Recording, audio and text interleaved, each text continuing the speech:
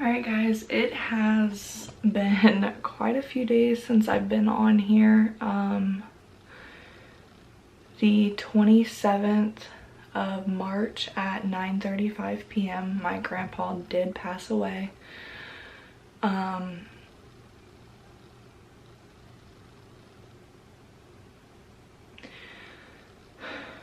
He was home a little over 24 hours from the hospital. And it was like he knew he was going. He knew. That's why he wanted to come home so bad. And they had him on all kinds of different meds. I mean, I ran to Drug Mart probably, I would probably say in between 6 and 8 times in that little over 24-hour period that he was home to Drug Mart. And they had him on Ativan, they had him on not Lexapro, I forget what it was called. It was another anxiety medication. They had him on oxycodone, 5 milligrams, and then they had him on a morphine, and a liquid morphine, and then they had him on, there was another anxiety medication that I picked up at Rite Aid because Drug Mart did not have it in. And I went and got that I left the house at 8:35 and went and picked that up. Came back to the house, went over and gave it to my grandma and the nurse, because he was on continuous care once they realized that he wasn't like being comfortable at all. He was so restless. And they gave that to him. I come over to the house. Like, I talked to him for a couple minutes, even though the day that he died, which was the second day he was home, he was not able to talk really. Like, he can mouth things a little bit, but he couldn't actually speak. And I told him, you know, I was like, I love you. And I said, we'll take care of Grandpa, don't worry, I got her. And I love you. I'm gonna go take a shower and I'll be back. And I said, I'm gonna put Lincoln to bed and I'm gonna take a shower and I'll be back. I was in the shower. I gave Lincoln, I gave Lincoln a bath right before I went to Rite Aid. I laid him down, put some chicken nuggets on in the Ninja Foodie for Caden, and got in the shower. And as soon as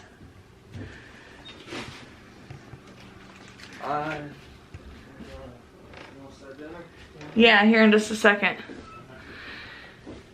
And then as soon as I had I was almost done in the shower, and Willie came in, or I think I was done.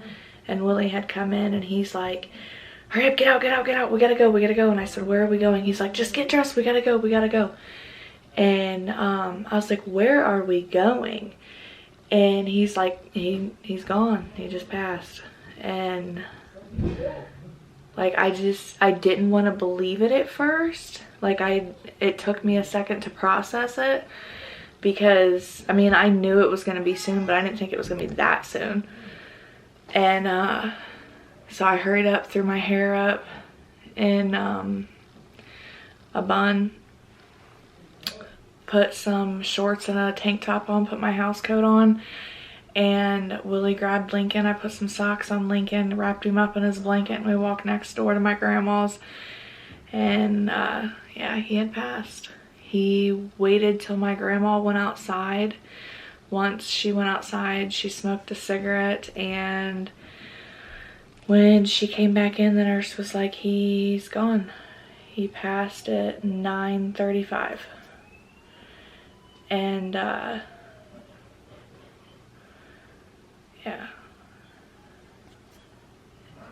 it's been really rough.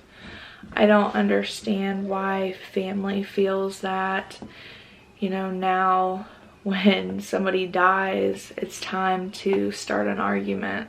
Like, my cousin Brandon, which is my Uncle Chris's son, he has not been to my grandparents' house since my baby shower with Lincoln. That was well over a year ago. Like, well over a year ago. Probably,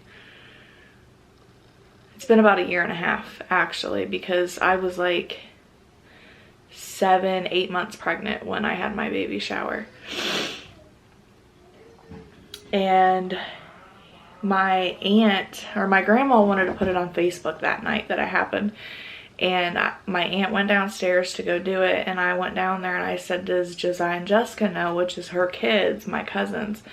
And she said, no, we haven't said anything to them just yet. I said, well, I think they deserve the respect to be told what is going on, and presented the opportunity to come to the house and say their goodbyes before the funeral home comes and gets them. And she's like, you know what, you're right. And I told her, I said, you know, I wouldn't want to find out on Facebook that my grandpa just died if I wasn't here the whole time.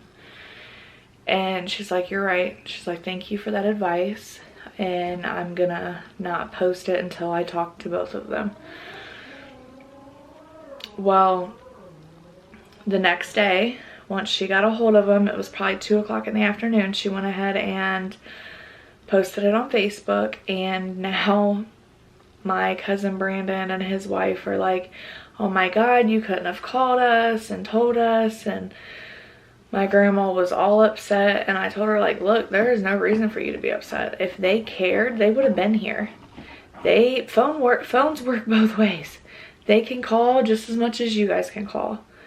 And, you know, Ashlyn wouldn't bring the kids over to your house because you smoked in the house and she didn't want the kids smelling like it. You know, and that's one of the main reasons that I don't come over as much. Because every time I leave there, I have to change my clothes and Lincoln's clothes and give us both showers. But when Grandpa was home, after all of this, I said I was there every damn day. Every second that I could. You know, I did feel like I was being pulled in both directions because I didn't want to leave Lincoln with Willie all day. And it was hard for me to watch him and, you know, help Grandpa and all that. But I got it done. I did it. And she's like, you know, you're right. I don't have a reason to be upset. She's like, I just don't want them mad at me. I was like, well, if they really truly cared, they would have been here. They'd have been here checking on Grandpa. They'd have called checking on Grandpa, something. I mean, I talked to him almost every day while he was in the hospital. We text or called every single day. Up until those last 2 days, right before he came home, when he couldn't see very well. So he wasn't able to answer his phone. When he did, nobody was there. He would call us and there would be nobody there because he didn't know that he was calling. But yeah, so my grandpa passed away March 27th at 9:35. It's been very rough the past couple days. I have highs and lows. One second I'm okay, the next second I'm just like bawling my eyes out. And mentally, I thank God every day that I have Lincoln, because I don't think if I didn't have him and Willie, I don't think I would be this okay. It would be a lot rougher. But Lincoln keeps me busy and on my toes. And I've also been painting in here. I thought this was gonna be like a 2 to 3 day thing. This is probably day 3 or 4, and I still have a lot more touching up to do. But I wanna show you guys. So, as you can see, there's still spots that need hit again. This was a very, very dark brown wall that this stuff covered. So it was very hard for me to cover it. I've went through 1.5 gallons of paint, and this room's not that big. But I mean, for the most part, things are covered. I just need to go through and do some touch-ups, and I'm gonna get that spot that's right right there. But yeah, we are getting it. But I am gonna go ahead and end the vlog here. I want to thank you guys for all your love and support. Thank you guys for being here. Thank you for watching this video. And if you could please consider subscribing if you have not done so already. And like this video if you did like it.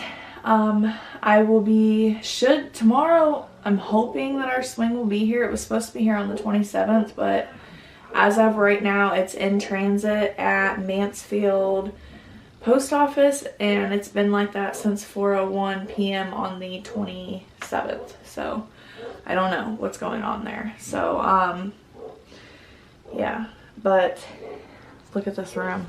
It's a disaster. I have stuff everywhere.